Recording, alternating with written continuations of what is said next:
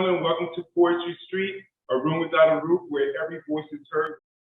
So glad that you're here at the Riverhead Free Public Library located at 330 Court Street in downtown Riverhead, New York. Also, we're glad that you're there in your own home or wherever you are on Zoom.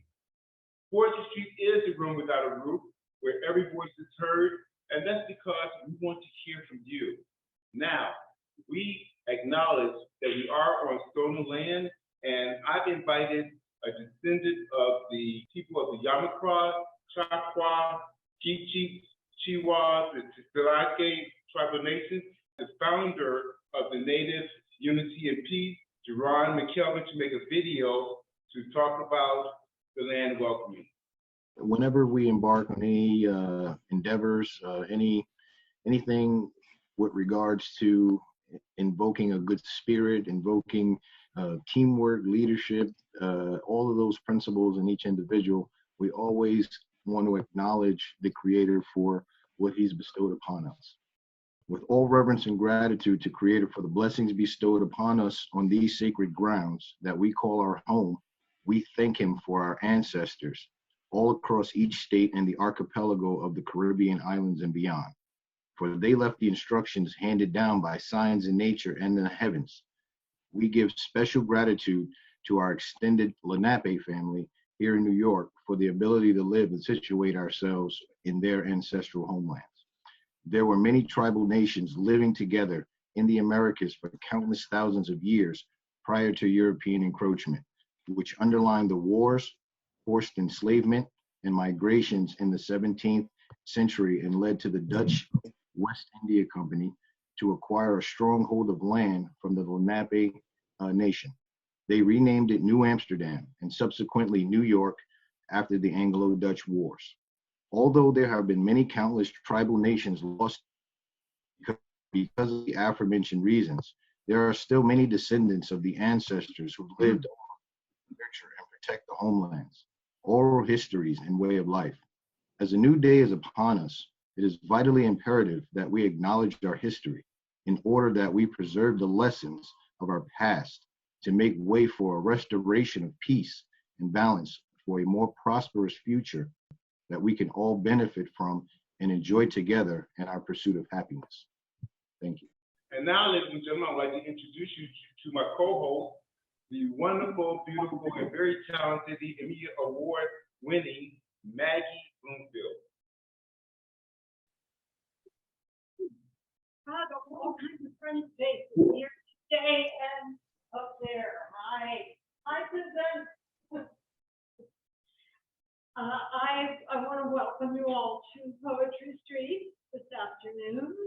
We are so happy to be here, whether you're in person or up there on the screen. This is the room without a roof where every voice is heard. My name is Maggie Bloomfield. I'm hosting with Chip today and with the Claire Lundberg, who's out there doing all that stuff. And where would we be without her? I thank you for joining us. I want to thank the Riverhead Library and Tampa for making this beautiful venue available to us. We feel very lucky. Poetry Street started, I believe it's 9 years ago, as part of the Jumpstart project put together by Bobby Brown, the wonderful Riverhead poet, and Susan Dingle. Susan recognized the need for a poetry venue right here in Riverhead. And we were at the Blue Duck Bakery for a long, long time, and then, alas, the Blue Duck Bakery closed down. And for a while, we were Sunny's Restaurant. Then COVID hit, and you know where we were. We all know where we were during COVID, don't we? Well, thanks to the wonderful videos of Chip and some enthusiasm by me, we put together Poetry Street on the road and continued Poetry Street right through the pandemic. So now we have this beautiful new place in which to share your work and our work. And that is a lovely thing. And let me tell you a little bit about how today will go. We will have 3 wonderful features. We will then have an open mic. And I'll go over, I hate the word rules, suggestions for the open mic when the time comes. And of course, we think of Poetry Street as something not at all austere. This is a joyous occasion. We ask you to really give your appreciation to the Poets' Day. We've had many people come here and start off a little clumsily, come back and be graceful, wonderful poets. So this is why we say every voice is heard. This is why we honor diversity. And so when you hear a poet, we want to hear screams and yells. We want lots of clapping. If possible, jumping up and down. As much noise as you can possibly make in a library, but just do your best, okay? And that goes for the open mic as well. I will say this now, and I'll say it again later. It's kind of important because we have a lot of people today. When we get to the open mic, each person, please limit yourself to 3 minutes. If there's time at the end, our teachers will come back for an encore. And that would be lovely if we can make time to do that. And now I'm going to introduce our fabulous teachers. We have 2 in person, 1 on Zoom, which is kind of perfect. Our first teacher is from our neighborhood, more or less. We are so happy to hear her today. Elaine Sexton's latest collection of poems is Drive, Grid Books 2022. Her 3 previous books are Sleuth, Causeway, and Prospect Refuge. Elaine's poems, reviews, and essays are widely anthologized. She is a member of the faculty of the Sarah Lawrence College Writing Institute and the NBCC, that's the National Book Critics Circle. So let's give a rousing cheer for Elaine Sexton.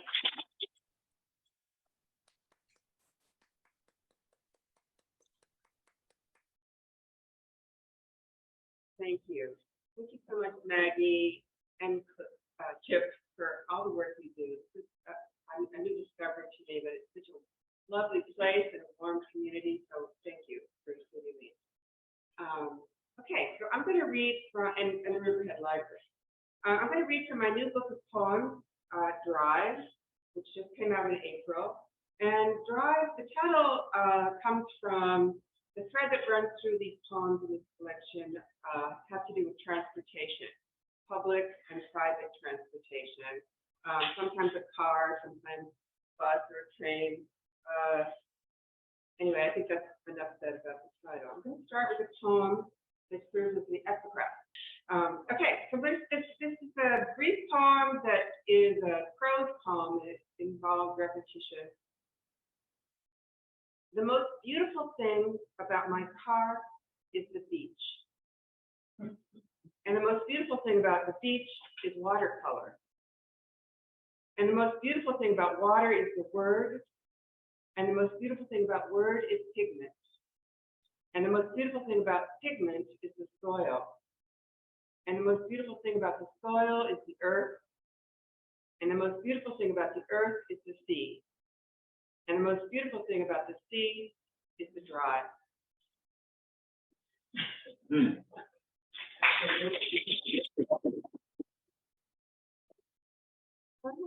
Thank you. I collaborate with another fellow who lives in Tampa, Florida, Heather Sellers, and this poem is dedicated to her. And the title is this. In the way your poem, with a lake in it, is not about a lake. Mine, with a dog and a broken heart, is not about a dog or saving face. Your ibis as pearls in their nest is no more about the sway of banyan trees than it is about lovers and brothers or fathers living among the cedars and scat in my pond, nor those tired by the tracks waiting for a match, all queerly remembered, queer as teaching ourselves not to drown, or of clouds that don't move, what a seahawk carries in her talons, and the long dirt road, and the navel of the moon, all poems about storms at sea combined are not about the earth's proclivities, but deciding what spins. Everything is about gravity, the grave pulling for us. Each day it starts with a bark calling our name.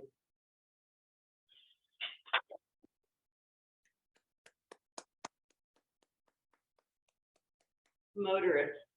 This poem starts with a brief quote by Susan Sontag, in which she says, "Life is a movie, death is a photograph." A picture of a car and its driver competes poorly with the road, the cliff, the sea moving in real time. Between the driver and her keep her free arm open, her hand is catching and letting go atoms and atoms of that which shall remain nameless, so long as she knows she is free not to be where she is expected to go.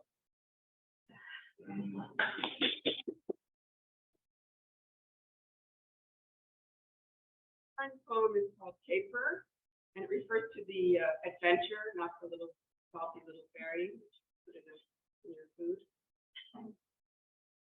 When I am an eraser, I can do anything. Mistakes may be made with impunity. I write as though paper will never be priceless. It crumples and springs back. The invention of the pencil protects me from permanency and practicality. Ideas are not commitments. This jawline may be drawn smooth, not cracked, to receive a caress. I draw shade and under it a neck, shoulders. I dream this to be me, that dreams matter.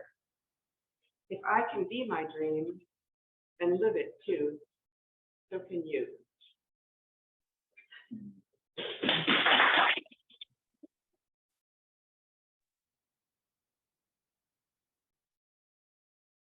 Such a wonderful audience. Thank you.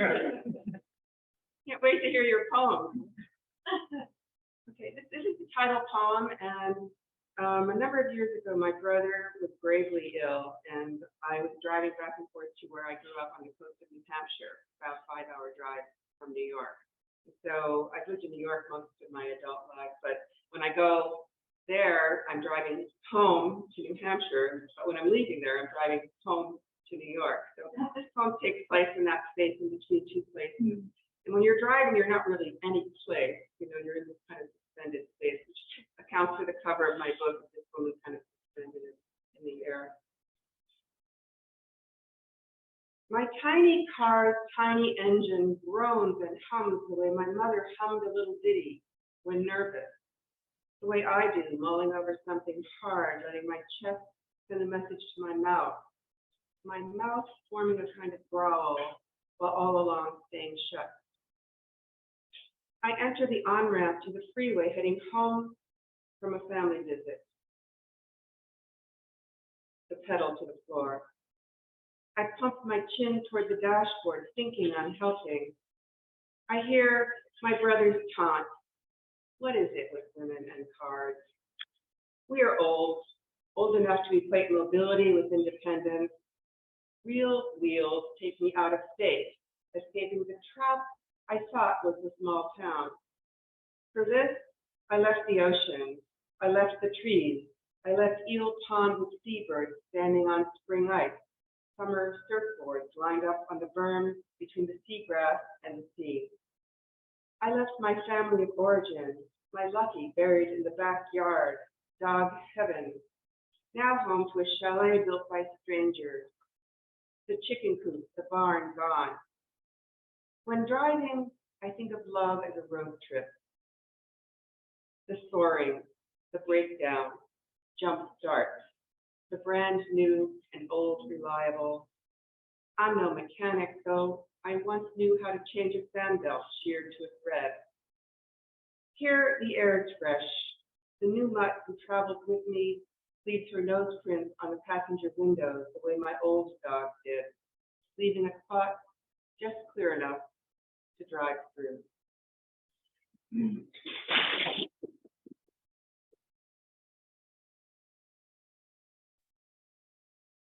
Self-portrait between the car and the sea.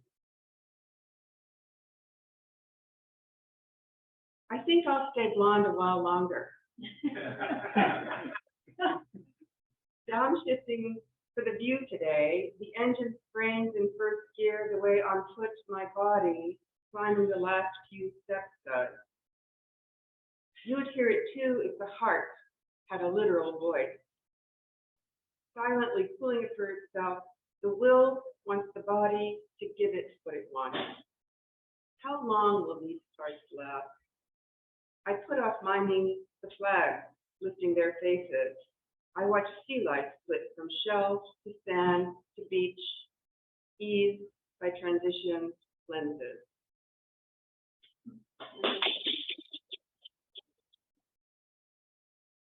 Okay, I'm going to read two more poems. Copper Beach. This poem I wrote, my partner, my wife, when we first met and were dating, she wanted to introduce me to this amazing tree that she lived at. It's on property not far from where she lived. And this is about meeting this tree in this circumstance out here in the east end of Long Island. Copper Beach. Because it had been quite literally 4 decades since I last climbed a tree, I stood a long while watching you overhead. Your elbows disappeared in the sheets of plum dark leaves, so cool in the heat. I pressed my face against the bark. I patted my dog's snout, lost, my body touching the idea of leaving Earth. I wrapped my arms around a trunk wider than my own, growth and decay in my mouth. I kissed the twins, fear and ecstasy, my feet where my shoulders once were. My fingers reached for the sole of your shoe. A blanket of green held me in its arms, the backside of leaves last seen from the ground.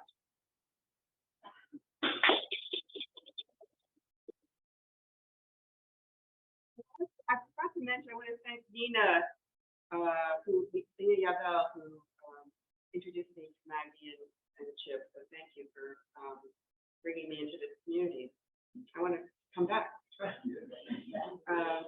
This last poem, when I moved into a house near Greenport. There were beautiful trees surrounding the house, and the very first morning I woke up in the bedroom, and all I could see in the trees were these power lines. And so the Pollyanna in me immediately thought, okay, they're not going anywhere. I have to accommodate this. So the title of this poem is Landscape with Power Lines. And I also have to add that I wrote this during this very troubling time in the last 3 years. So there's a kind of a overture in the midst of these lines. You'll see. Landscape with power lines. The twisting chords no longer bother me. As I see it, they heighten the light, halved and halved again, leaves and clouds, snow and storm. The breeze moves an olive branch over one line, then another below. Each branch acts as if her leaves aren't about to be swayed to stay on one side for good. They remain undecided.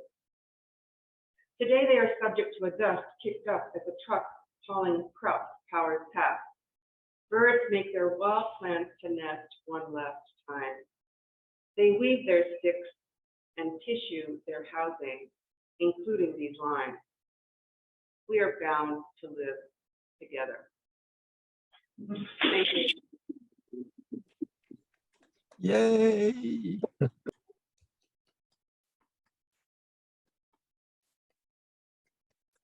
Okay, ladies and gentlemen, let's hear it for Elaine Benson.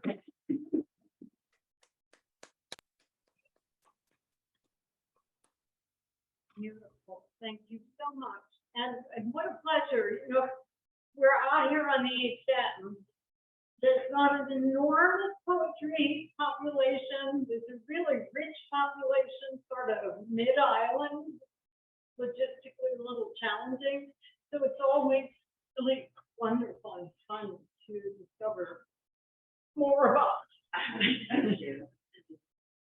Okay, our next poet, and he will be appearing way up here on this beautiful screen. Hermond Palmer is poet, author, and songwriter who performs at venues in and around Harlem, Philadelphia, Atlanta, and Washington, D.C.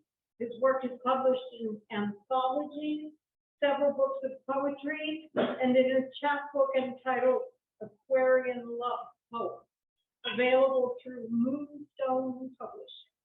Hermond is currently working on a novel of family fiction entitled Road King, due the fall of 2022. Hermond Palmer, ladies and gentlemen. Thank you. Thank you for that kind introduction. Thank you all for allowing me to have this wonderful opportunity. I want to thank Chip, Maggie, Claire, my fellow poets, and you, the wonderful audience. I'm thrilled to be here, and I'm going to let you know up front, I'm going to cheat. I'm going to cheat because I'm going to leverage the wonderful talents of some of the people that I've grown up with, that I've lived around. I have some amazing photographers that have allowed me to collaborate with them. And so I'm going to share some images. The first group is images from nature. A wonderful photographer, Michael Christianberry, who's in Colorado. You'll see his work and you'll say, yeah, he's a bad man. Let's see if I can get this sharing thing right. Share. Please. Oh, please tell me you see this. Yeah. Okay, so we're gonna get it started. So what we do is we take his portraits and combine them with my work. Now these are short, but hopefully you'll feel them the way we do. This is called At Dusk. At dusk, the world pauses to catch its breath, and beauty takes a bow.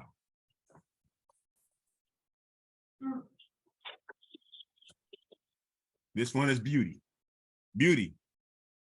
Do not hide beauty. Seize every discerning eye. You were meant to shine.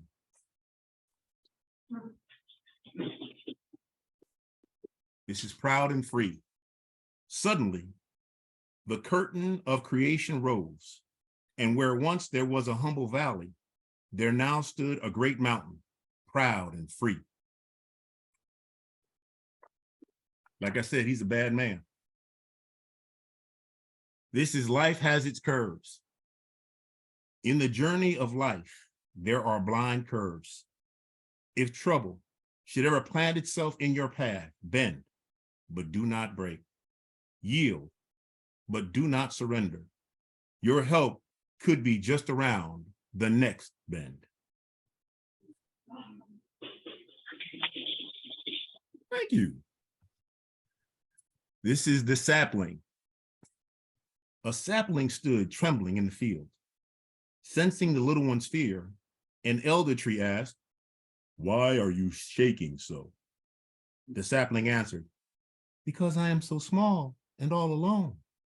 The elder tree waved its branches and replied, "Alone? You are never alone. You stand with us. We stand together, and together we are the great forest. So that's Mike. And I thank Mike for allowing me to share his work. I have two more images. These are from a gentleman that I grew up with, Chris Barkley, another phenomenal photographer. And this is something that, well, hopefully you'll get it. Here we go. The title of this is called Born for This. I made it. They said I was crazy, thought I couldn't do it, that I didn't belong. Some tried to tell me I didn't have the artistic skill, that I lacked discipline, didn't have the chops. But here I am, on stage with these musical giants. I can't wait to prove that I belong. The theater's packed to the rafters. My heart's pounding. I'm supposed to be nervous, but I'm not. Oh, I'm shaking all right. But it's not nerves. I'm too excited to be nervous. I've worked too hard, sacrificed too much not to enjoy it now. Because tonight is my night. And when they hear what I've got to play, they'll know I was born for this. Thank you. So this next one, Chris was at a Black Lives Matter event in Washington, D.C. And Trayvon Martin's mom was there. And this is the image, and I'm sure we all know about Trayvon Martin. So the title of this is called Give Me the Words. Give me the words, Lord. I know they're watching, and they want to hear me speak. Help me to end this cycle of grief. I can see how the pain intensifies with each revolution. And with that pain comes a blinding rage draped in a rabid thirst for action. Can you hear their cries for justice? Give me the words, Lord. Help me to end this growing sisterhood of sorrow. I never wanted this. No mother ever does. I just want to heal this hole in my heart. But this spotlight burns brightly, and they do so want to hear me speak. Give me the words, Lord, please. Give me the words. Help me to change their focus in a way that will save some other woman's child. Thank you. All right, so now I'm going to stop cheating. So I've been using images to create the feeling. Now I'm going to have to rely on my words. So doing good on time. Here we go. Haiku. I love haiku, and we all know it's 17 syllables. It's 3 lines, 5 on the first, 5 syllables on the first, 7 on the second, 5 on the third. So this first one is, I wanted to do a study that showed and demonstrated the breadth of haiku, of how it can affect your emotions and perspective. I got to tell you, there's one in here that is targeted specifically to the experience of people of color. You'll recognize it as soon as you hear it. And the thing that created it for me was thinking about the experience of the indigenous people. Think about the experience of the Africans when they got here in slavery. Thinking about the experience of Asian Americans when they were interred during World War II. And thinking about the experience of Latinx community in cages and families being separated. But you'll recognize it when you hear it. Here we go. In the midnight rain, there is a concert of sound playing a lullaby. Your eyes light my soul. My breath loses its patience as our lips fall in love.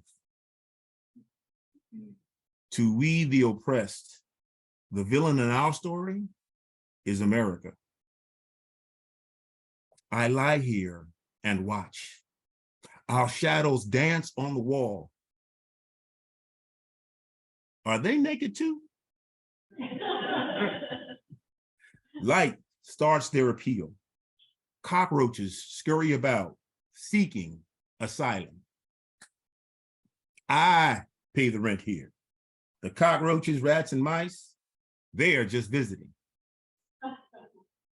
So now we're going to go to my next group of haiku. And these are, I hope, these are my protest haiku. So just a series of protest haiku.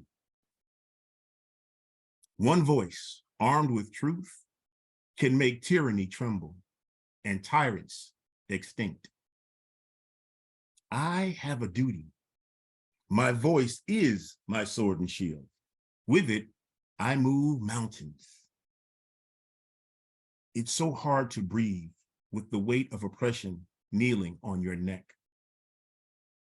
If you look like me, here in the land of the free, free ain't really free.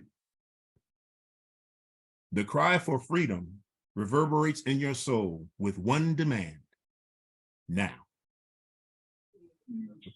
Those are the haiku. Thank you. You are a wonderful audience. I might stay. Oh, okay, here we go. So this next one, we're gonna get into some love. You know, I love love. Love is never going out of style. And I shared this with a literary giant whose name I won't share, but she liked this a lot.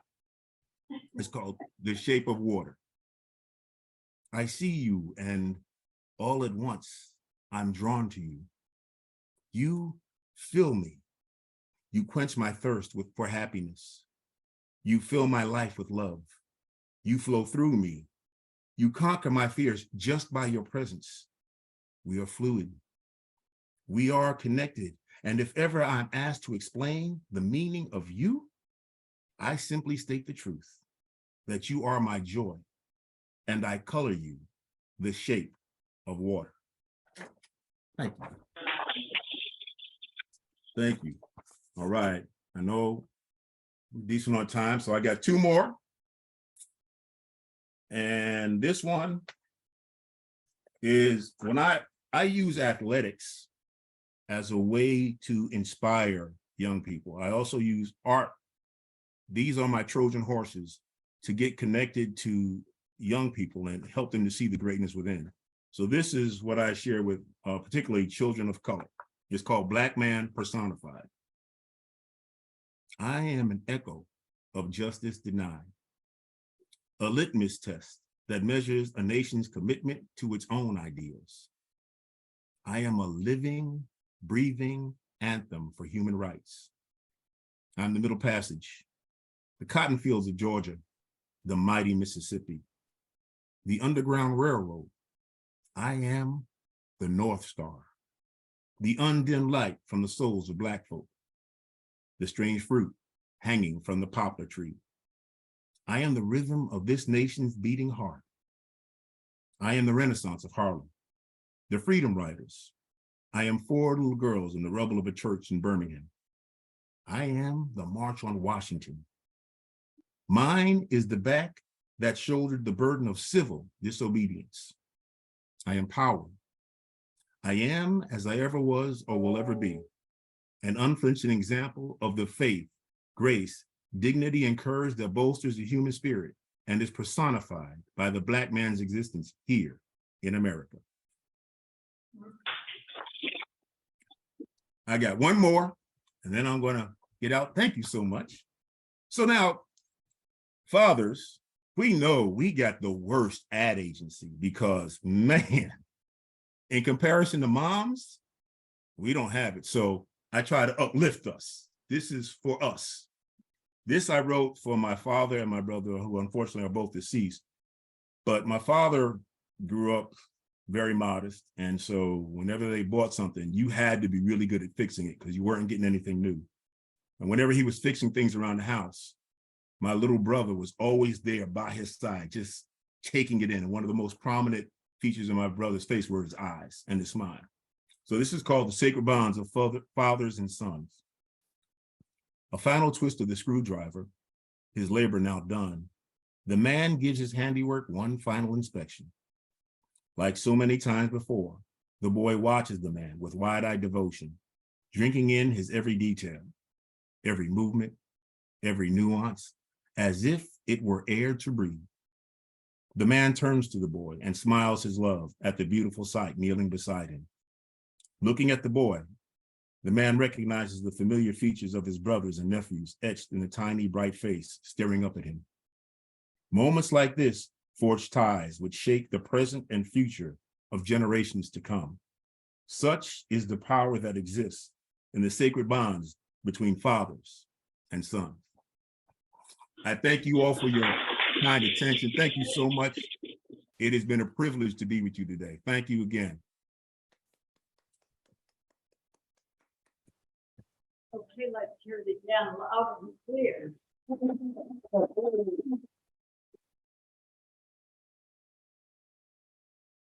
The words were beautiful, the pictures were beautiful, and the energy is beautiful. Thank you so much, Hermond. That was great. Our third teacher, I think he traveled a little to get here. Not exactly from Nebraska, but like from, as we say, up island. Pete calls himself, and I'd rather say this than try to say his last name. Peter Arebalo? Yeah. Am I saying that right? Okay. Yeah. He refers to himself as Pete MC2, is a poet hailing out of Long Island. His work explores vulnerability amidst extraordinary absurdity. He's best known as the current torchbearer of the Muse, Long Island's hotspot for poets, creatives, and weirdos. He says his new book, The Edge of an Observable Universe, is currently yellowing in a crevice somewhere. Help me welcome Pete MC2.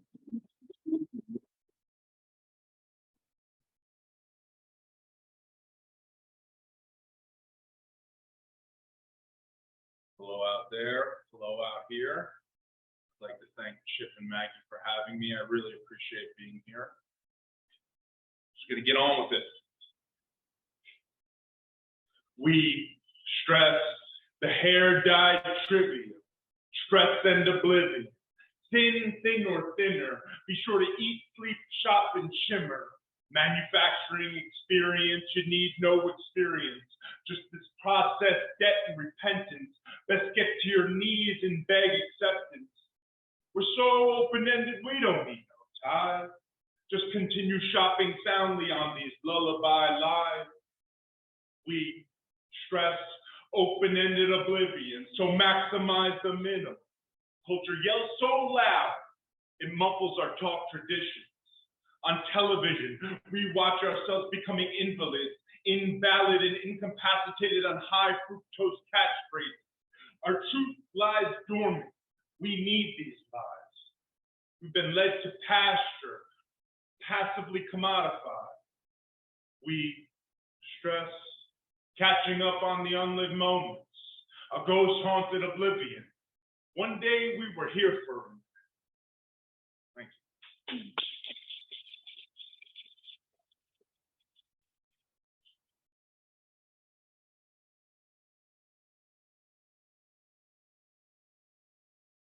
I made spaces pre-delete, an error trembling, chunks buffering, male, mid-40s, afraid of the weight of a dead. I'm a point in time holding tightly to the hope that something different happens. You don't have to hurt yourself all at once. I'm built the same way that sorries aren't good enough. Mourning and cliches, the other side of dreams where savagery is packed into wounds. I try to breathe in that first echo where the bomb explodes. There's a romance in oblivion. You finally get to the end of what's been coming all along. Thank you.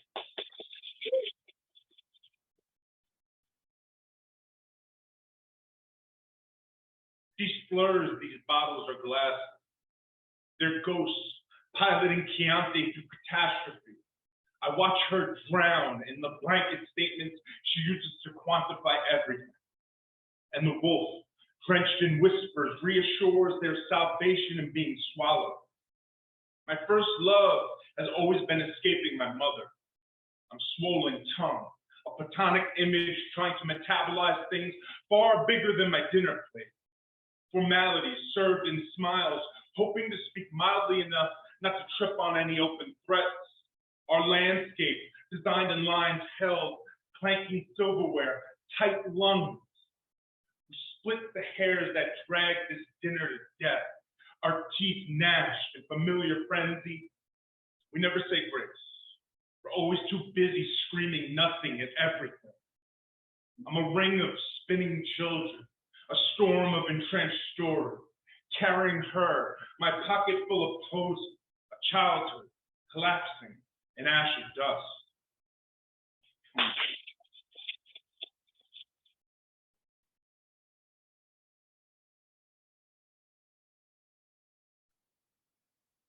I'm knee-deep in devils, preferences and broken fantasies, marching lockstep in a parade of apology.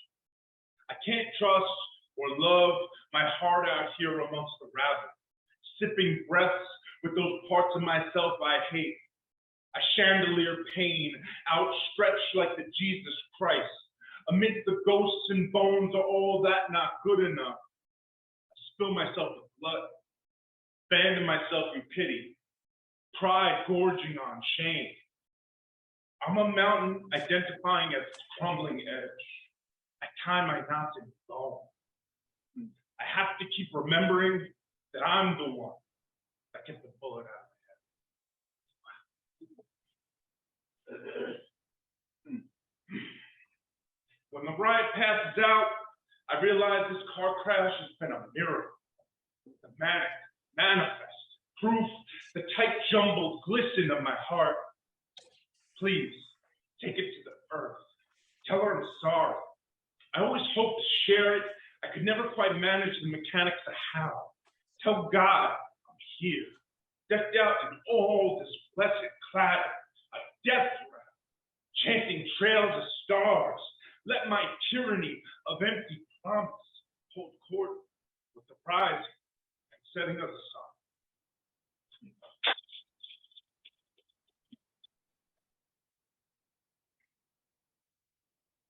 Digging deep on this is my new body of work.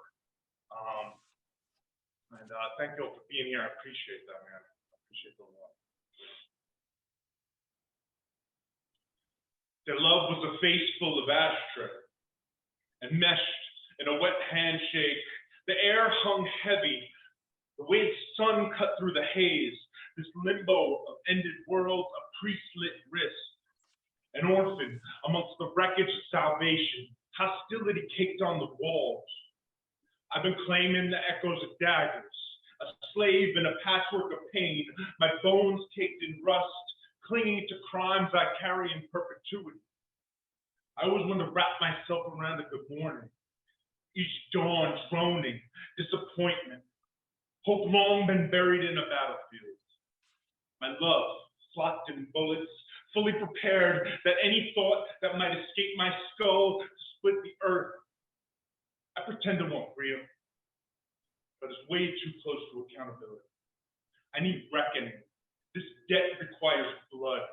I, victim, a phantom limb tethered to an everlasting eulogy. On the tough days, I want to get drunk, douse myself in war paint, and burn it all up.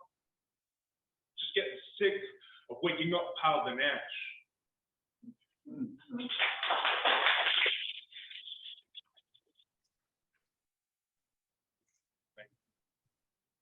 I'm going to leave this here.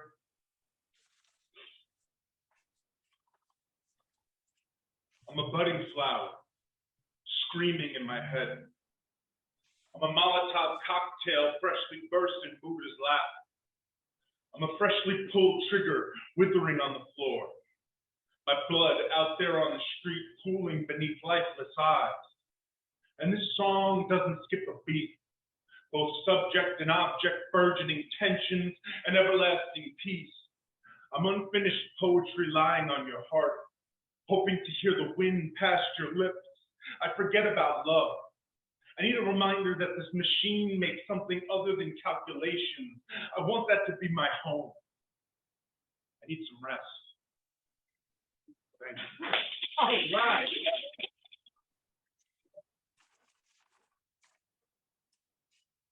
right. My last book, I have a couple on me. They're $10. If you don't have $10, I'll give it to you.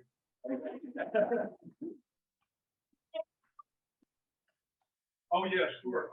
Yeah, so the Muse is a, we're a group of artists. We've been doing this since I was about 20 years old.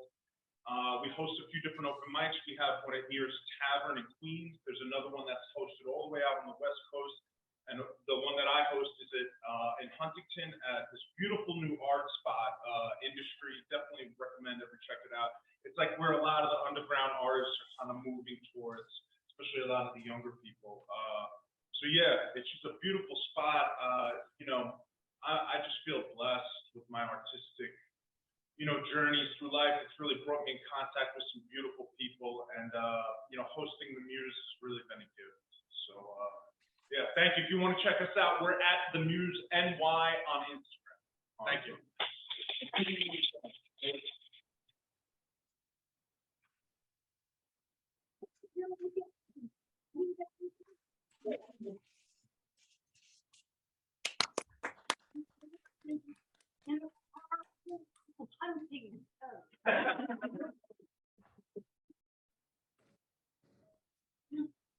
All right, what an afternoon. Let's hear it one more time for our wonderful features.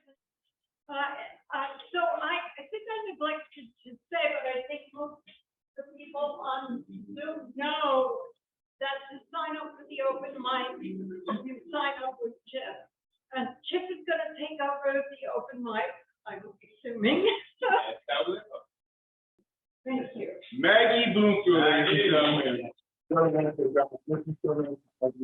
And let's give it up for our features, Elaine Sexton, Hermond Palmer, and NC2. And I know personally, open mic will be Nina Yabel. Nina is doing episode number 3 of Poetry Street on the Road, which is actually a film. And it's on our website, poetrystreetontheroad.com. Nina Yabel. Okay, 2 quick poems. Starfruit. Starfruit, waxen to the touch, bitter to the taste. Unlike the sweet persimmon surging from her seams, your mystery is not of flesh, nor do you linger on the lips, but as the knife cuts through your dreams, stars, enchanted stars, as many as the knife can thin, repeat their messages eternal through your thickened skin. Yeah. I will travel as a hexagon across the universal plane, expand to 6 to 1, then 6 again. Then I shall know what bees have known since their first primordial dancing, the elegant compulsion of the snow, translucent lines of crystal joining, and if somehow foreign god or sun dissolves my perfect traveling chair, I'll gallop through it all again. Circle, then a square.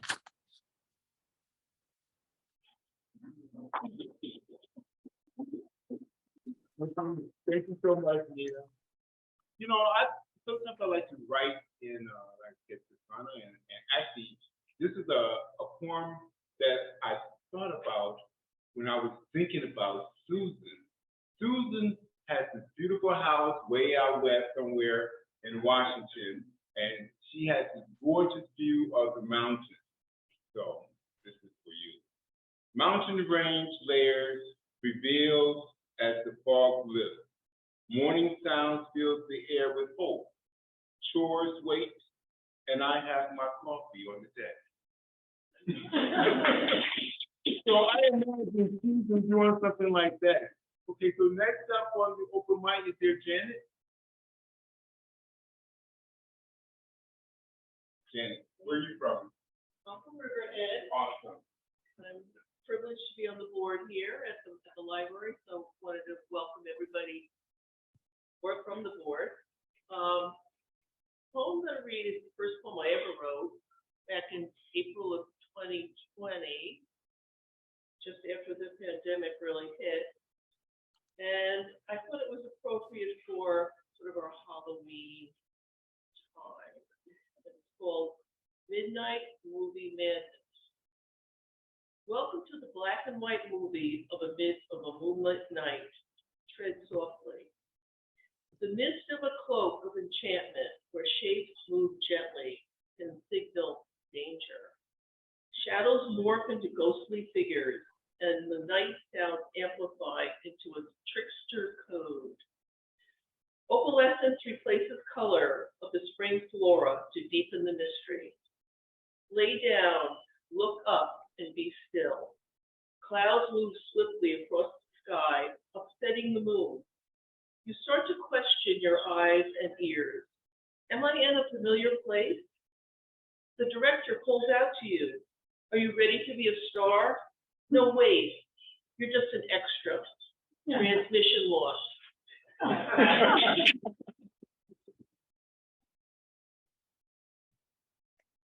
This is our latest collaborative poem. It's 5 different people that contribute to the poem. The person who kind of sets the stage is the first contributor, and that was the man that was with me last week, Scott, who read for us. I'm just going to read you those 2 lines so you understand that the gauntlet is thrown out, and anything can happen after that. There's no control over it. Okay. And he wrote, "Golden lad in a fedora, leaning on one crutch, sees his topaz collar in a pawn shop window hutch." Okay, so that's the first line, and then it goes on from there, 4 different people. Once a treasured trophy pet, pampered and bejeweled, bit by a snake, lost his leg, all affection cooled. Subtle was the change at first, no Evian to quench his thirst. Dry dog food was the next affront, a mortifying, heartless stunt. A morning glory in the gloaming, withering and bent. A fool to think those sunny days would last and never end. To his chew toys, bed and kibble, he sadly bids adieu.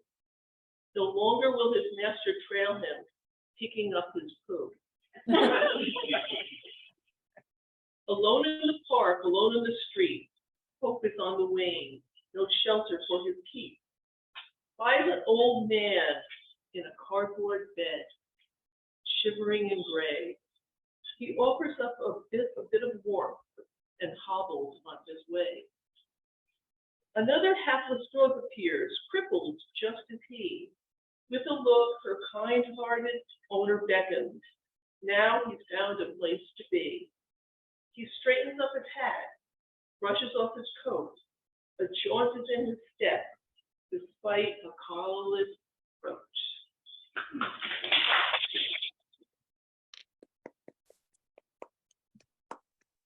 Thank you, Janet. Now we have someone here, Ruby. Ruby for Arebalo came here first last month for the first time, and she's here today. And we're going to ask her to come up and read for us. Ruby Farrell. She's going to read 2 right now. She's going to read 1, and she's going to read another one later. Ruby.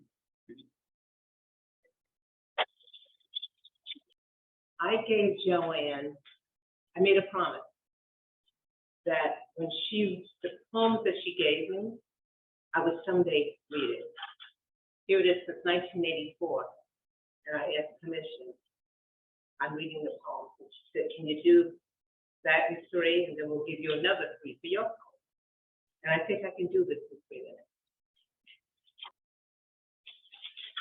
One of them is about the 2 boys.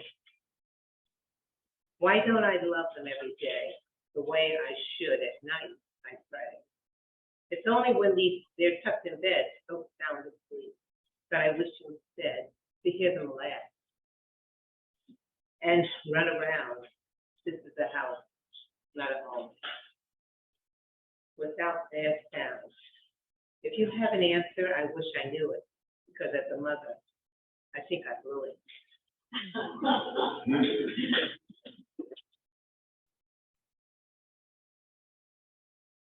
The other one is called Little League.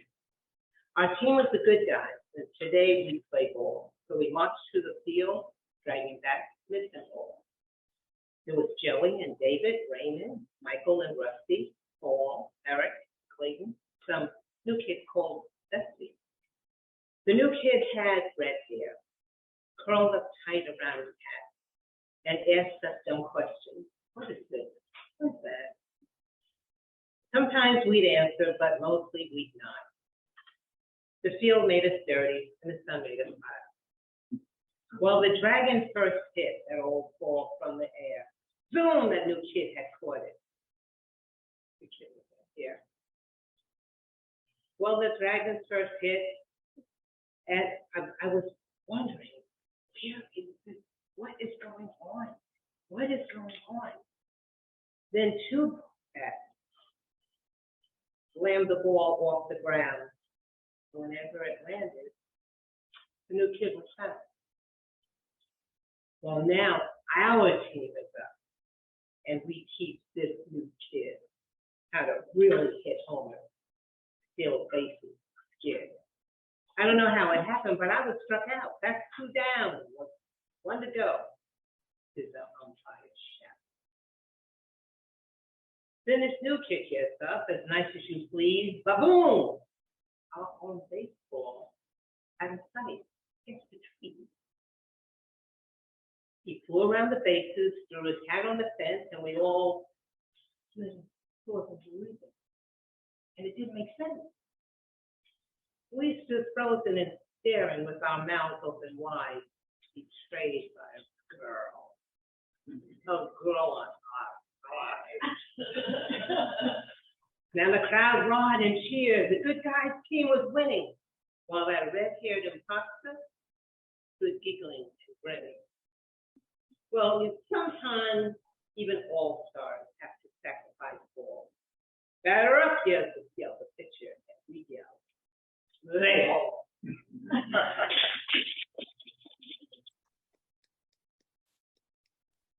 And the last poem of all things, Halloween. Okay. On a night such as this, with the moon shining full, the wind kept on howling, the doors closed, we pulled. To sit by the fire after piling logs high, calling to prayer books and crosses, my sister and I. Had we seen at the window a face faintly smiling, hands beckoning to us with the smile most beguiled. Demons only sleep at night, their uncles softly say. In the dead of night, when the moon is bright, on the evening, they have Sabbath day. They dance this night by firelight, chanting fills the glen, a potent prayer from my hair. That chart the fate of men.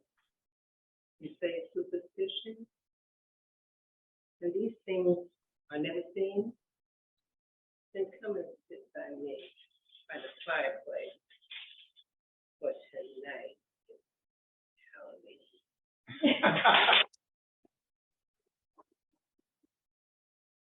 Thank you so much, Susan. Thank you so much, Joanne. And we're going to ask Claire to introduce the first poet on Zoom land. Okay, this afternoon, the first poet is J.R. Turek. Now, for those of you who don't know JR, which may be no one, JR writes a poem a day, at least one poem a day. All right. Thank you. Thank you, readers. Thank you, Maggie. Thank you, Claire. Oh, thank you, Chip. So today is technically the eve of Halloween, but I'm going to read the eve of Halloween, with apologies to Clement Clark Moore. 'Twas the night before Halloween, and all around town, little children dreamed of tomorrow as each bedded down, costumes spread out in anticipation of wearing, with hopes of many treats and lots less scaring. There was Batman, Spider-Man, and Superman capes, skeletons, goblins, and ghost-like wraiths, pretty princess dresses with sparkly shoes, kings and queens bedecked in crown jewels, ready for giving a bowl brimming with candy that every local dentist would think was just dandy. I climbed into bed, Paul started to snore, when just past midnight, a knocking on the door. I crept down the stairs, peeked through the glass, fell back emitting a Halloween gasp. For there on the porch, wreathed in mist, a green-faced gargoyle spit and hissed. Give me your candy, give me all you've got. Lollipops, gum, chocolate bars, the lot. Hand it over, it's Halloween now. Do it, or I'll curse you, I vow. I gave him the bowl he dumped in a bag. His slimy sewage breath made me gag. He bowed from the waist, gaped an eerie grin, put his finger on the mole on his chin, blinked 3 times, turned lightning fast, a puff of orange smoke. He was gone in a blast. I climbed back to bed, Paul muttered good night. I pounded my pillow and turned off the light, set the alarm for early to get to the store, fill that empty bowl of candy with more. When morning light filtered through my lids, I swore I heard the knocking of little kids.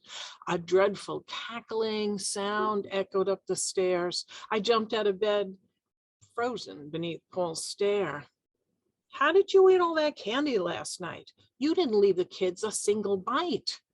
It wasn't me, I stammered in fright. It was the ogre troll that was here last night. Paul looked at me sardonically. Oh, sure. And I guess he left the wrappers on the floor. The rug was covered in front of the couch. How they got there, I swear I couldn't vouch. Then I recalled parting words of the fiend. Get ready for a trick and happy Halloween. Thanks all. You're always going to get 2 scenes with Judy, at least 2 scenes, and that's one thing. It's going to be purple and it's going to be fun. Thank you so much, Judy Turley. Okay, Claire, who do we have next? Following JR, and I promised it'd be in no special order, but now it is. We have Dee Dee Spungen. Thank you. But before I read, I want to thank Maggie and Chip and Claire, Elaine, Hermond, Peter for this wonderful afternoon, and all of you open micers. Halloween, yeah. So this is a poem that mentions it. It's called A Brief Return to Summer. In Boston, we felt the colder air. My coat a comfortable companion, harbinger, and in a breath, present, past. Such is the speed of life. Seasons, months, days. Backdrop handles the strings. We control the applause. And remind me to clap. Each scene is deserving. Always the swiftest get standing ovations. The glass has stopped lying. It bears the meanest clock. I think of a wrinkle in time, withhold my laughter. Life, a conspiracy, white flag of surrender. I search for a better mask, not just for Halloween. And looking through some poems, I came across this one. Sometimes you find a poem you don't even remember you wrote. And I wrote this one back in December 2015. There was one of our many mass shootings, this one in San Bernardino. Very brief poem called Stop or I'll Shoot. So they walked in peace and were shot. Of course, in the almost daily reports, there's often no warning given. In the almost daily tragedies, there is no reason, or is hate a reason? Ignorance, difference. Walk in peace, people of this planet. Maybe it's not too late. For far too many, it is. Thank you. Thank you so much, Judy, for that. And now we're going to come back here to the Riverhead Free Public Library and ask Bill Thatcher to please come up and read for us.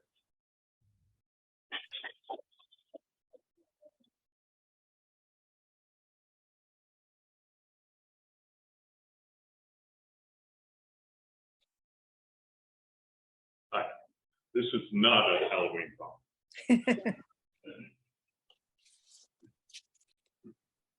Without GPS, see if God provides surprises. I'm sorry, I owned my inadequacy as a navigator. With GPS, we would not have gotten off the highway 2 exits too soon. With GPS, we would not be heading south on Jerry Brown's farm road, the only car in either direction, admiring New England stone walls and early fall leaf changes. With GPS, we would not have had to speculate how the governor of California owned a farm in Rhode Island. With GPS, we would not have had to retrace our way when Jerry Brown's farm road, without warning, ended at Jerry Brown's farm. With GPS, we would not have pulled to the wrong side of the road and lowered the window to ask directions of 2 women walking their dogs. With GPS, we would not have learned from them how to get back on track and to be sure to wear sunscreen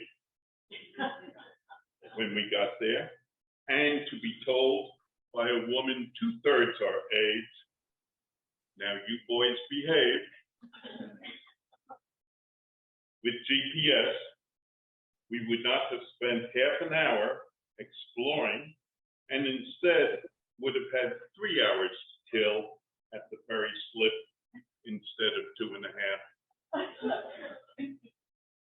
For what? He asked with a wink and a smile. Thank you. Thank you so much, Bill. Always a pleasure. Now, Claire, I'm going to ask you to announce the next 2 poets from Zoomland. Well, the next one is Herb Wallenstein, and then if we have time later, I don't know if Susan or TA want to share, but that's the last on my list. All right. October 17, 1973.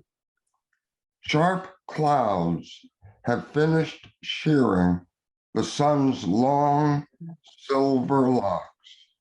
Trees shed leaves that drop like tears. All day, the west wind blew around dead leaves, people's hair, and my scattered thoughts. The early evening's pale look is like my own.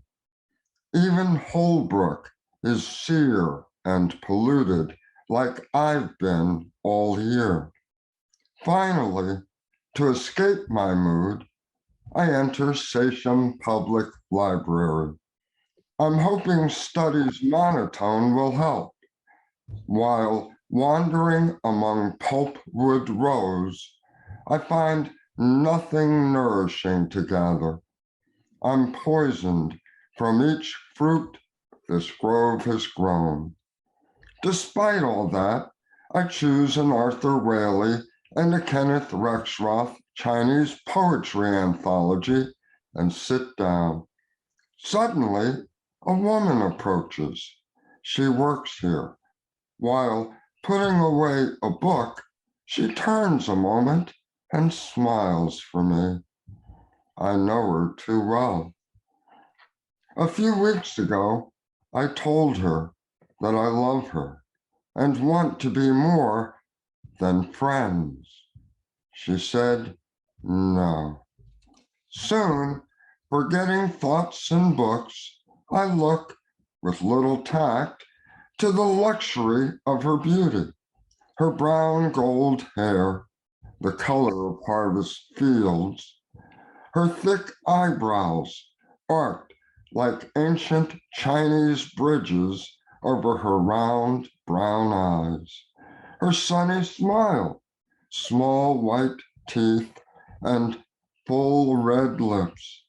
And last but not least, her short, finely curved figure. She's dressed in brown shoes, brown pants, and a black turtleneck with a red and yellow striped flannel shirt over it. She's unaware she settles the 10,000 winds of madness that unbalance me. She's unaware her round brown eyes wear away my granite gloom. She never knew the great joy she gave to me during those many days.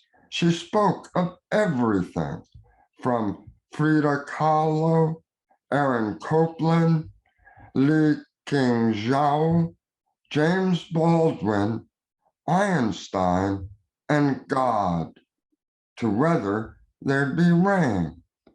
Though I didn't always agree, her mellifluous voice and words consoled me.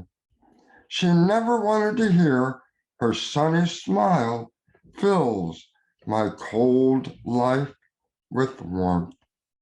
About an hour later, while I'm still sailing through constellations found only in dreams, she turns to face the clock. It tells her it's time to leave. I tell her that in 3 days I'm leaving for California, 3,000 miles from here.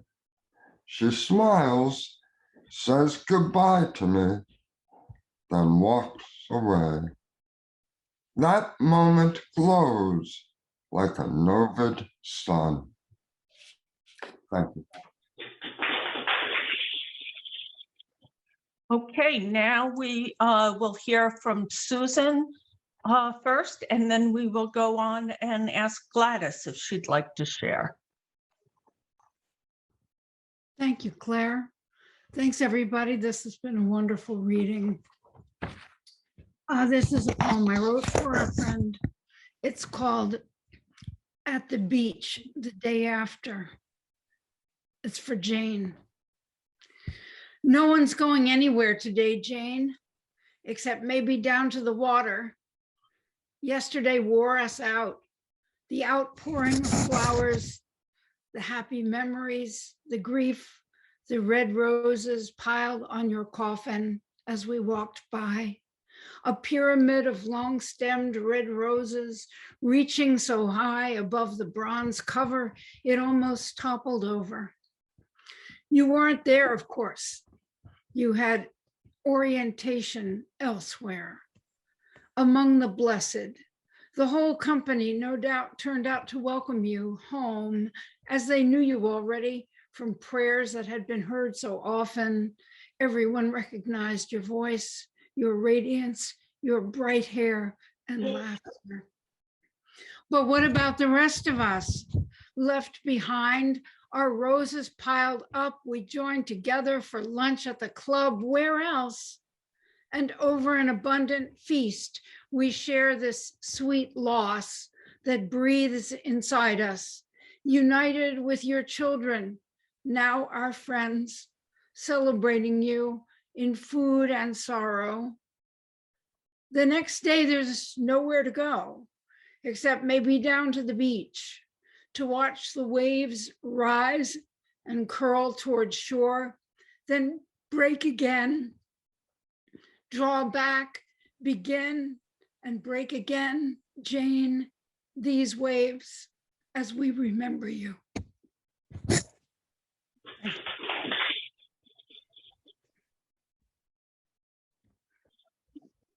Thanks so much. I'm glad I'm here. I had a hard time logging in. I'm doing this via the phone for the first time. So I'm going to ask you, you can hear me? Yes. That's great, thanks. Memorial Day at Short Beach. 1. Sun shakes its stars on the Nissequag. A lone kayaker paddles against its current. The drop tide carries everything with it that does not resist. Marsh flats exposed appear as mainlands of some foreign shore. Gulls fish their umber skins, the work easier now that spring has arrived.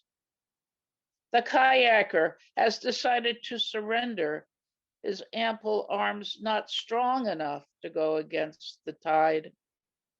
The river plays with his intent, but in time he glides in front of me, making swift his way towards shore. This morning, a child's face on the news returns to haunt me. He screams in his father's arms as they race out of their village, too.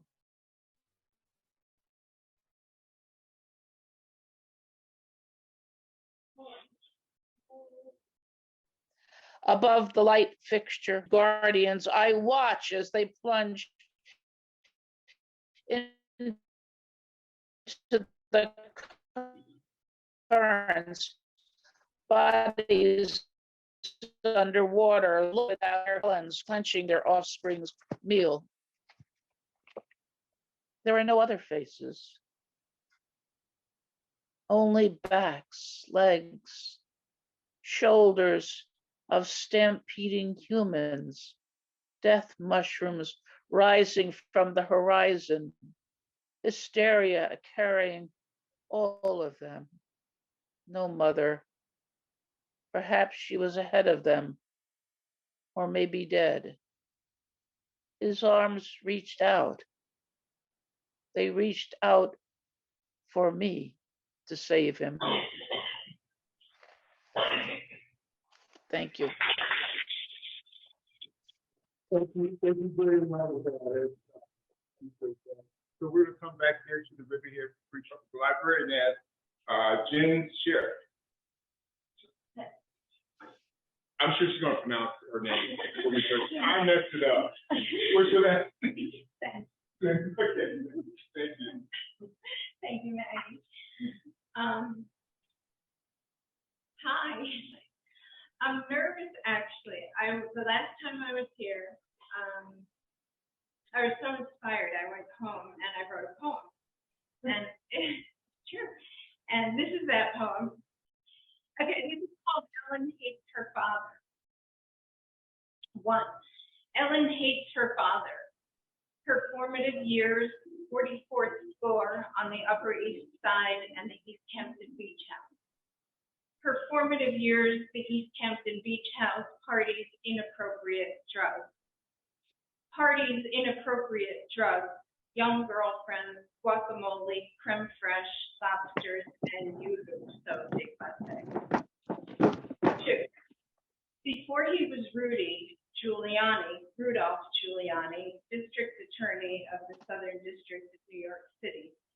Rudolph Giuliani cleaned up Wall Street, New York City. Ellen's father was swept during her formative years. 3. Prison visits next. Ellen imprisoned herself, vowed to clear his name, died inside. Ellen imprisoned herself, could not eat what he could not eat, could not see the movie because he could not, while in his cell where she was too in hers. She visited prison, imprisoned herself. Stagnant air, vending machine food, guards, doors, bars, filthy bathroom, she vowed to clear his name. Could not see a movie, do homework, work, have goals because she had imprisoned herself. 4. 1 decade later, but not the future because there had been none, he was freed, back from the dead, it felt to her. She vowed to clear his name. He did not remember how to cross the street. He did not know how to leave a message because there were no answering machines before prison. He could not cross 6th Avenue, Greenwich Village. She died a little and said, "This way," and he walked with trepidation. Ellen was an adult now, dead inside, from prison, drugs, parties that were not fun. But her father hated. Her father was hateful. Ellen had an apartment. She had an apartment in Brooklyn in which she had imprisoned herself. Yet he called her spoiled and entitled when he saw her apartment, her CDs. Her CDs infuriated him. Her CDs, he calculated the cost which she had spent on luxury while he was in prison. While he was in prison, she had died. He returned to a dead daughter. He raged at his dead daughter for her CDs and her Brooklyn apartment.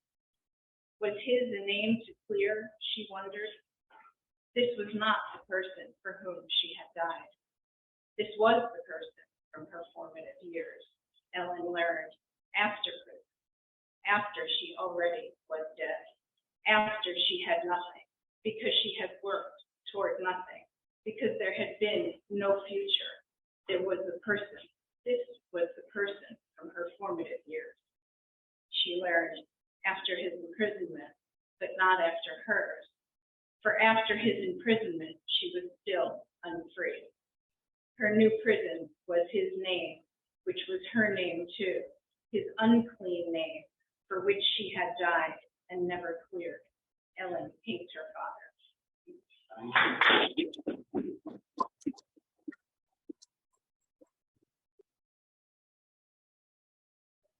One more time for Janet. We're gonna bring back Lucy, Ruby Barrel.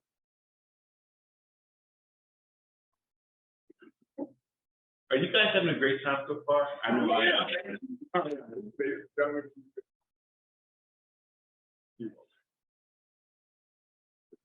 Now, this is my poem about someone who was a social worker, and he had AIDS. And I wrote about him. I didn't know that he wanted me to also write a poem after he died. I didn't know he was going to say goodbye that way. And I was notified that I'm going to write the poem. Because it was already, John already said, you're going to write the poem. And this is John. So if John was here to speak right now, he first of all said, "Hi." He certainly makes you feel at home, a fact we can't deny.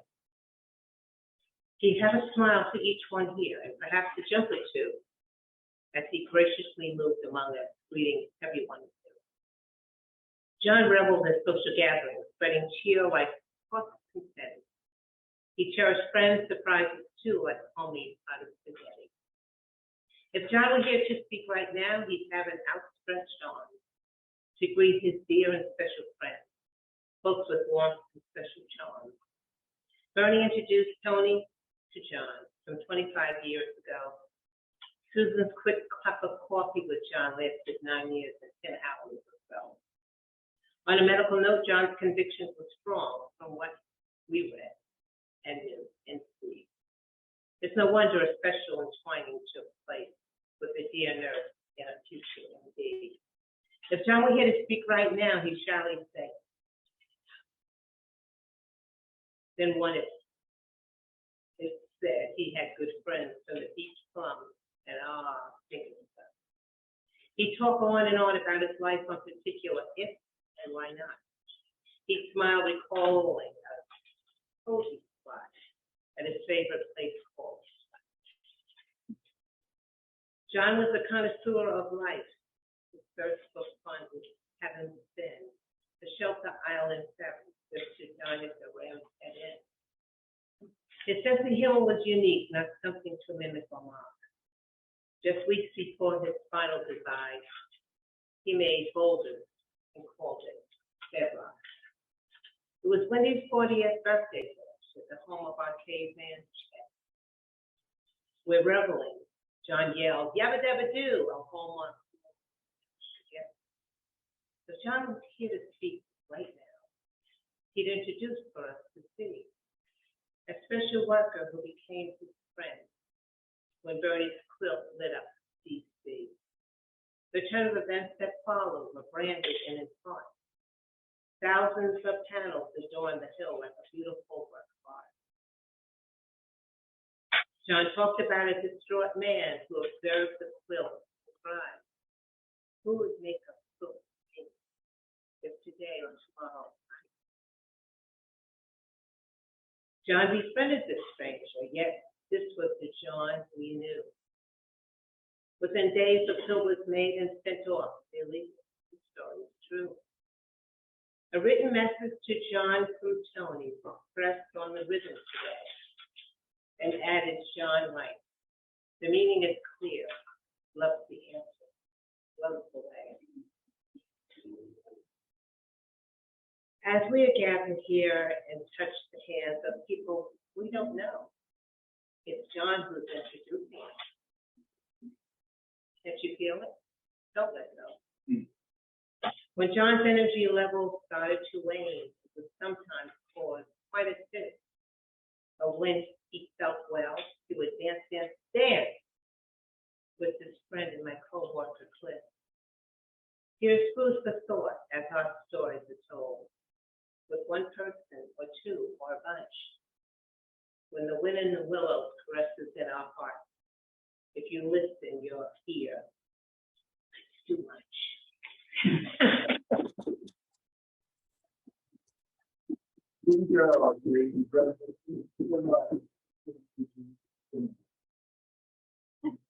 I'm gonna call her Miss Glitter. Glitter, glitter everywhere. All right. We're gonna bring back Maggie in just a minute, but I want to thank everyone for coming today. And before Maggie comes, there's this brilliant poet in the audience here, and her name is Barbara Brown. And we want to bring her up to speak to us. She may even sing. I don't know. What she, yeah. You're always a surprise to Barbara. Okay, that's great.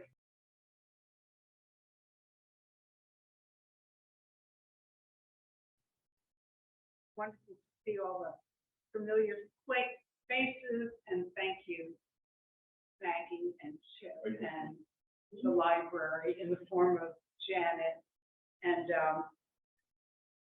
thank you for your book called Try. So this is kind of a road poem, coming of age poem, and a mother-daughter poem, kind of. That red GTO 4-barrel carburetor, 4-speed manual V8, we needed 3 feet to tame that beast. Idled so hot, it rocked back and forth at suburban stop signs, 0 to 130 in seconds on the open road, leaving behind baby blue T-birds and mustard-colored Mustangs. He'd come pick her up, burn rubber in front of her house, searched for secluded spots on Mount Misery. Plenty roomy in that back seat.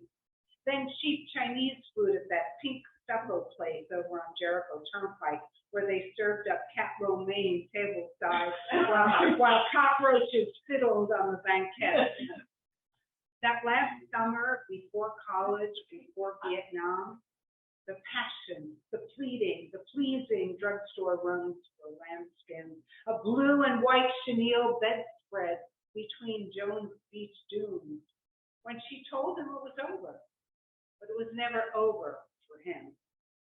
He thinks about that car now, could be worth $100K, but he's sitting wheel-less in the VA, still ravaged by Agent Orange after all these years, testing, intubating, rotting, pulling teeth, sent home to an empty house.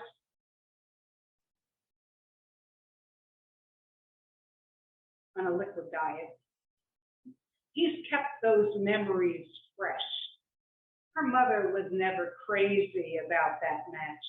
Her daughter was too good For him, too smart, yeah, she was going places, and not in that noisy GTO that woke up the neighbors on the corner of John and Birch. But the GTO was good enough for her college drop-off. Up the thruway, the three of them, headed for scholarship dreams, fall clothes, suede jacket, loafers, a light O'Lear lamp, the best kind, the mother said. Now the three of them, separate, isolated, the mother failing with age and dementia, forgetting names, thinking day is night. Aides do what the daughter can no longer. Anybody's guess which of them will survive 2020. But the daughter called him one day, still wondering what it was like, that ride back, her mother's shotgun in the red GTO. What did they talk about for 3 hours?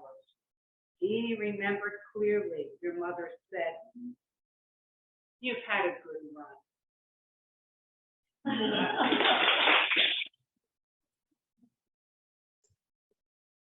Thank you so much, Barbara. Barbara was explaining our features a couple months ago, so you can see her video on our website, FortuneStreetOnTheRoad.com. Along with all of our features, there's a whole library there in our archives, so please check that out. Maggie Bloomfield, the author of Sleepless Nights. Maggie Bloomfield. So I was just at this wonderful spiritual poetry retreat with a wonderful poet named Padraig, oh my God, Otama. He's Irish. And I wrote some wonderful spiritual things. So I'm going to read a Halloween poem today instead, because I only get to read it once a year. The cat who ate her master. Hassan was a white Angora, much too royal blue blood for a lunch of desiccated tuna. Much more tempting was the spoon of bloody sinew, tasty tissue. If you offered, she would kiss you, purr, and snuggle wild with flavor. Plates of carnage were her favorite haute cuisine, and freshly butchered kept her drooling, fat, and nurtured. Thus, her master turned assassin, hunting food for hungry Hassan. Birds, raccoons, and tasty rabbits satisfied her eating habit. Till one day he told her, sorry, he'd exhausted all the quarry Hassan's neighborhood could tender. Plus, he said it's time to end her gluttony. So why not try it? He put Hassan on a diet. Big mistake. On the day he offered frisky, Hassan's attitude turned risky. Science diet and Purina only made her temper meaner. Hassan's eyes grew dark and gleaming. Master found himself bad dreaming shark attacks and hungry lions, rats that nibbled at his eye. His nights became a living hell. But then herself did not seem well. Crouched in corners, staring blindly, like a cat who lost her mind. She watched and waited for some gore. It wasn't coming anymore. So it wasn't so surprising as the morning sun was rising. Master, cozily abetted, did not wake. The man was shredded. Claws had raked and teeth had munched. Master's flesh was Hassan's lunch. Breakfast, treat, and substance dinner. He preferred his kidney in her.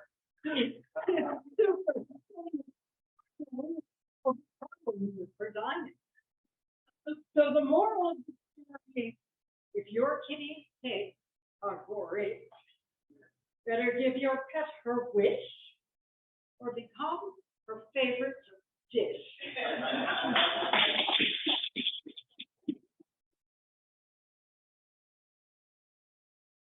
Incredible. Good morning, everybody.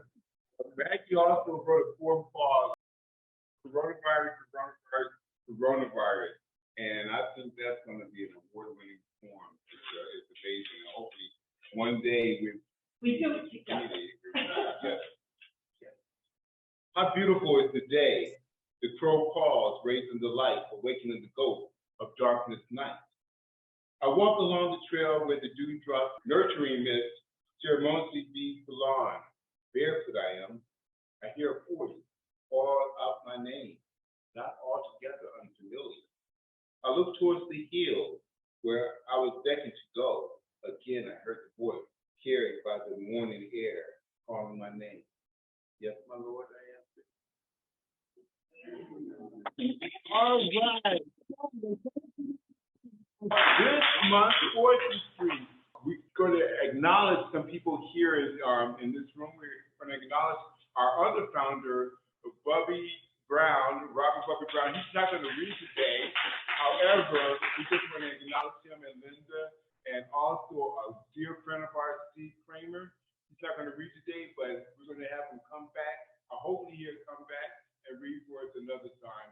And again, we'd like to thank all of you for coming here tonight. And we want to bring our preachers back. And once again, our preachers were just wonderful. Let's give them a hand.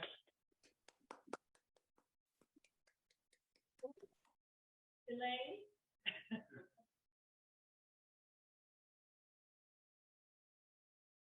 As my partner says, a way above average open mic. It's so really fun to see the slice of life here.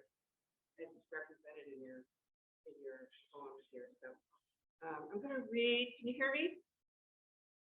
Yes. Yes. I'm going to read another poem that uses repetition the way that one of the poems, the first poem I read, does. And the title is Ride. This is also from my book. There's a couple of copies here for sale after the reading, if you'd like. The most beautiful thing about a convertible is hair. The most beautiful thing about hair is its disposition. Dead, but alive in the skin, in the air. The skin holding on to each strand for dear life, alive in the wind. The most beautiful thing about the wind passing over the skin is sensation. Cellular, invisible, metabolic. What is metabolic is life-sustaining. And the most life-sustaining thing I can think of today is decency. And decency is blind, unseen, until it isn't.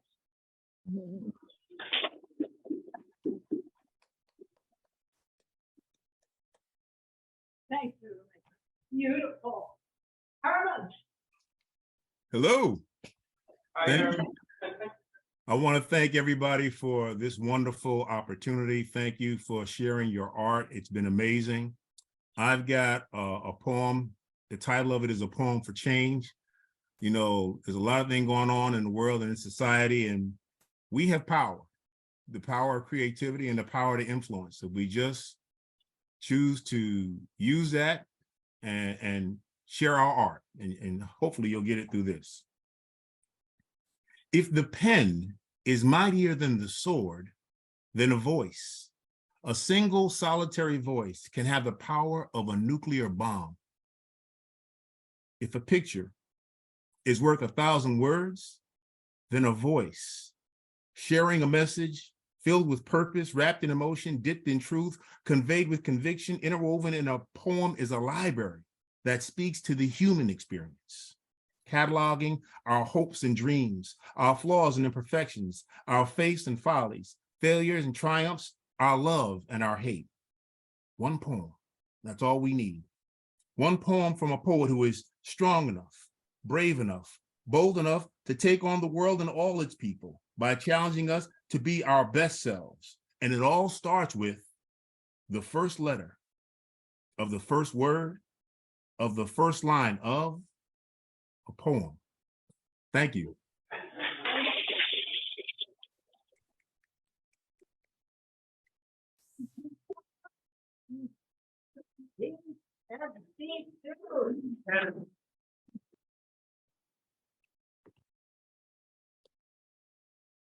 a line from my book, The Edge of an Observable Universe.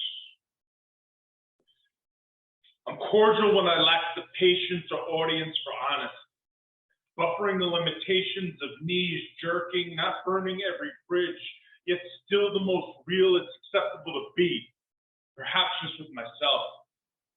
I'm a meal eaten alone, and the immediacy of sustenance, the ethics of barbed thoughts, the wounds we acquire with contact. Cruelty is survival before language, crude comprehension, the brutal honesty that lies in the value of your next breath. This place where antlers scorch earth and the monsters beneath your bed claw at your rest, refusing extradition, snarling all the same. Civility is this game we play over groceries, solving problems one swipe at a time, stuffing senses with smiles and curated agendas, swelling conversations towards retirement options. We douse ourselves in redemption, baptized with worldly concern, and there's water wells where people are dying when everyone is dying, some with more dignity than others. Thank you.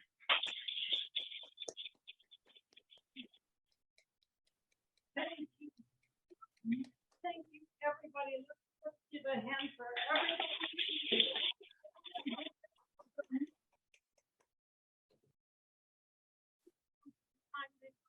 I will invite you to come back next month on November 26th.